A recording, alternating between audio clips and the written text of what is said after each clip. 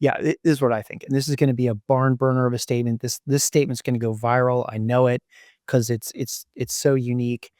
But look, staying diversified and hanging on is probably the key for 2026. And I just know that sounds so boring, right? Like I nobody remembers you saying the boring stuff, right? And nobody Hmm. remembers you making a prediction and then being wrong at the end of the year. But I honestly, like, I think for a theme, just staying diversified and hanging on is going to be the key for 2026 and frankly for every year. But let me talk about why specifically I think 2026 could really require staying diversified and some patience, parens, that means hanging on, is because people know that basically, Dave Armstrong rounding here, that the average S&P 500 total return every year, the average return is 10%.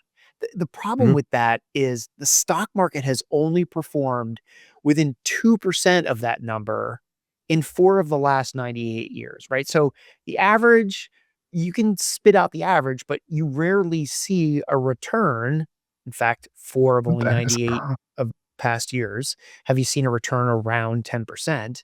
And and the highest annual return over that period was 53%, and the lowest was 44%. So it just look and if you just look at you're like, great, 98 years, it's a long time. Okay, if you just look at the returns post 2000, right?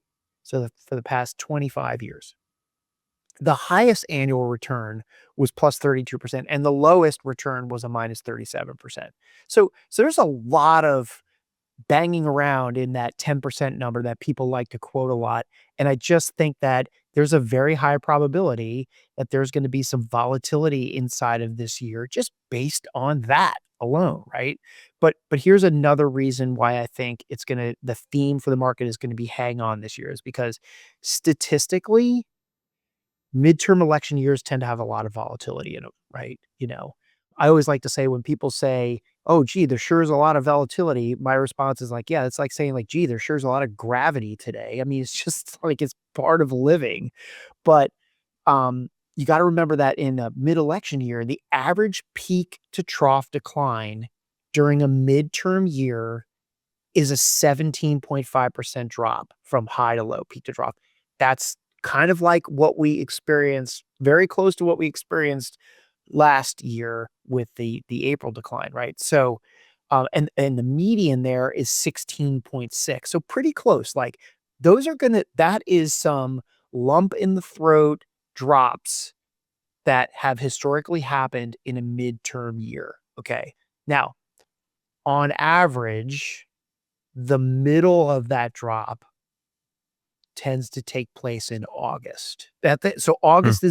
August tends to be the date when you hit the bottom of a mid-year trough, okay? The good news is, this goes back to the hanging on. The good news is that 1 year later, the average return on the S&P 500 is a positive 31.7%, right? So, theme, right? There's going to be a huge shocker, but figure out how much cash you need and try to have it raised before August, when Uh-huh. there is a statistical likelihood that we will see some sort of a drop in the market based on what we've seen in the past if you use history as a guide.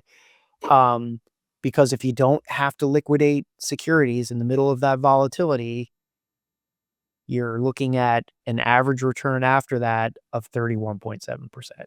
Just, I'm not saying it's going to happen, but if you're using history as a guide, those are the statistics. So, and I think statistics are more meaningful than guessing. So